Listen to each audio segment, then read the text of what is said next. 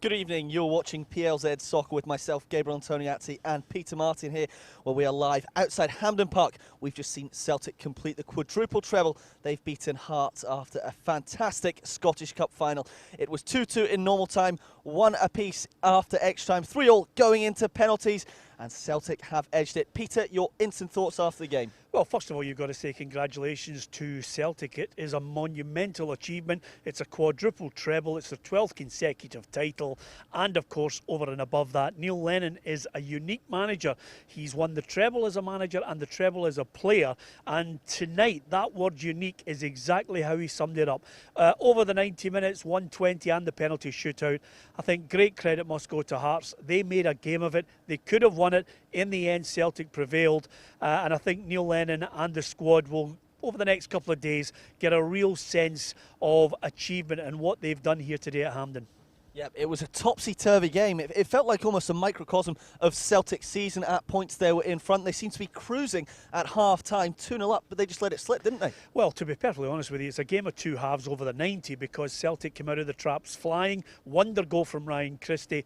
A deft little Panenka from Odsonne Edouard, which I have to say irked Craig Gordon. He threw the ball at him. He wasn't happy. He thought it was being maybe disrespectful. But listen, you want skill in a game of football. Hearts came out in the second half and they had a go. And full marks to Robbie Neilson. Whatever he said to them, they had a real go and had a go at Celtic's calamitous defending. Conor Hazard may well be the hero for Celtic in the penalty shootout. But believe me, I've just spoken to him and he said he felt as if he was going to be the villain because he allowed Hearts to get back into the game when he came for a cross ball, didn't get anywhere near it and allowed Josh Ginnelly to get that equalising goal.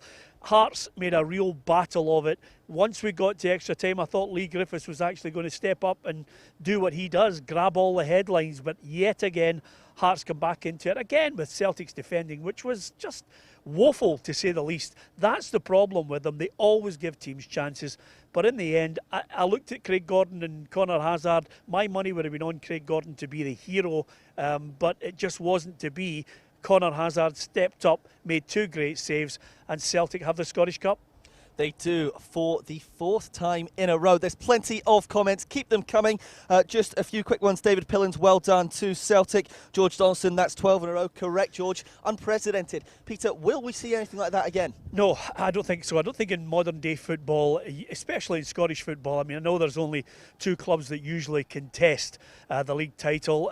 It wasn't Celtic's fault that Rangers were financially strapped in the early days of going for this quadruple treble. They just had to keep winning the trophies. Neil Lennon said in the press conference only moments ago, he says, it's not easy to win a trophy. It's not easy to win a treble. It's certainly not easy over the course of the 4 years for managers to come in and win a quadruple treble. They all contributed to it, and Neil Lennon was the first to highlight that. But tonight, he had a look at me and he said, look, I've won a treble. I must have done something right.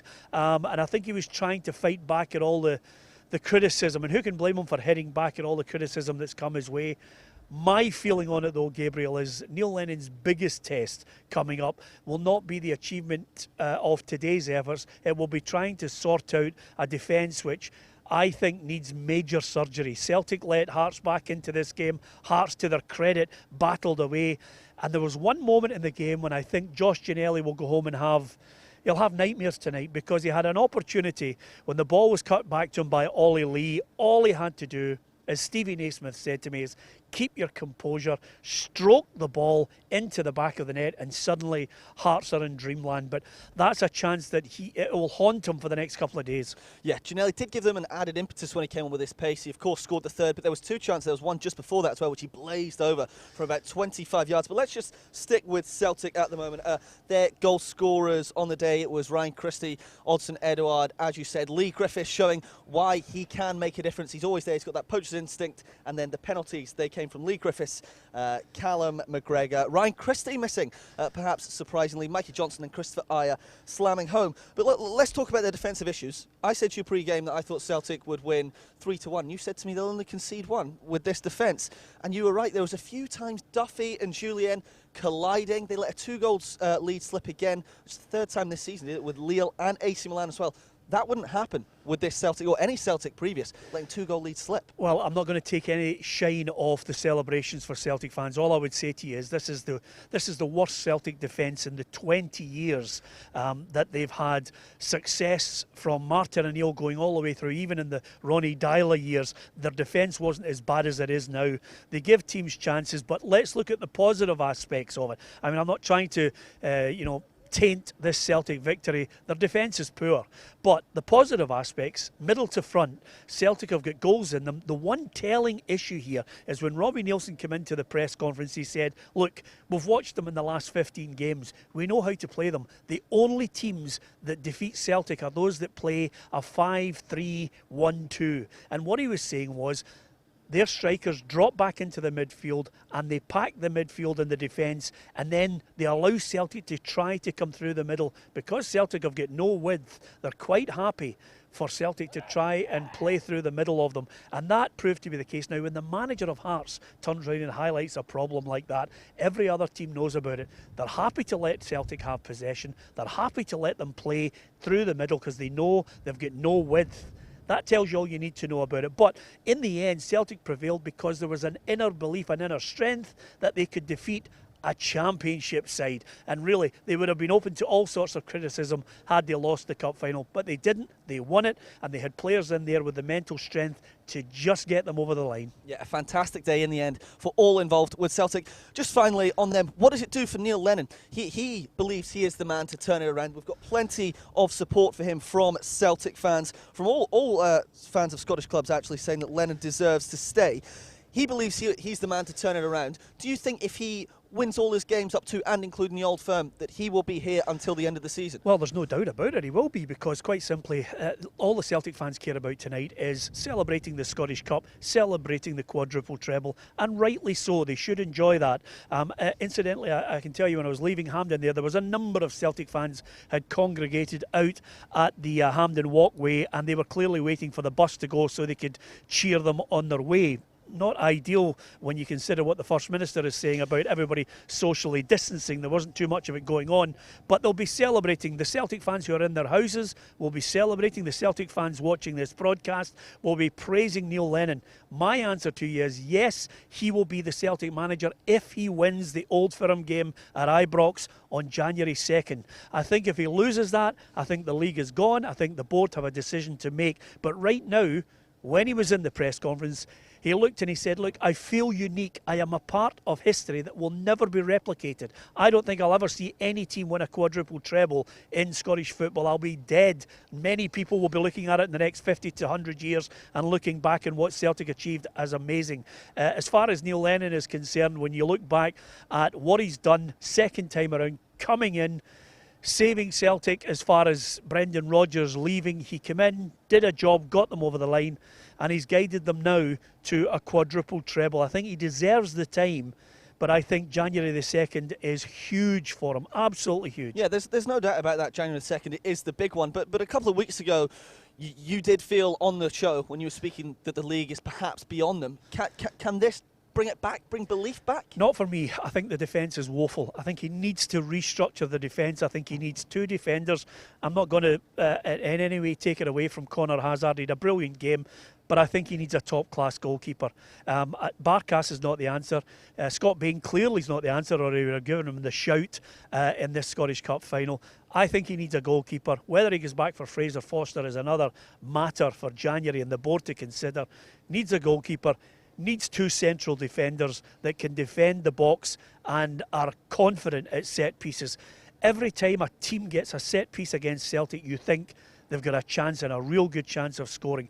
But as Neil Lennon mentioned there, he says, listen, I know I have to address that problem. That's what I asked him the question, is your biggest task now, Neil, to try and sort out that defence? And he looked at me and he said, I know I have to sort that out. Right now, trying to sort it out, we just have to score more goals. So in the end, he was giving me a Kevin Keegan answer, which is quite simply, if they score 4, we're going to have to score 5. That was his attitude. Yeah, it seems to be Celtic's attitude at the moment. Just a quick one before we go. Natalie Waters, well done, Lenny. Colin Moyes, Hazard, congratulations, making the saves. Just on Scott Brown, I thought we had a really good first half. He wasn't up to his usual standards in the second half, whether that was fitness related, and he was having an old ding-dong with Steven Naismith, our very own, as well. But what do you think of Scott Brown's performance today? Well, I thought Scott Brown, again, I never thought he was the problem and the major headache for selecting him in the first place. I don't know why he seems to be the easy target in this. It's quite clear Celtic's problems lie at the back. It's the back four. It's their organisation, whether they're in a 4 or a 5. They can't defend. It's not Scott Brown's fault. Scott Brown collectively is part of the team. He's 35. He's growing old. That's his problem. He's now managed to get himself another Scottish Cup winners medal, and you know, congratulations to him. He wasn't a problem today. I thought he played really well. He had his usual little noise up with Steven Naismith. He also had a set to at the end with Christophe Berra, which could have ended up in a major one, but for the intervention of a couple of players and coaches. But at the end of the day, he lifts the Scottish Cup. I felt sorry for Steven Naismith. He came in the press conference at the end. He said, you know, listen, our team is not going to feel sorry for ourselves. We're going to get back up and we're going to try and win the championship and go straight back to the Premiership. And Robbie Neilson summed it up.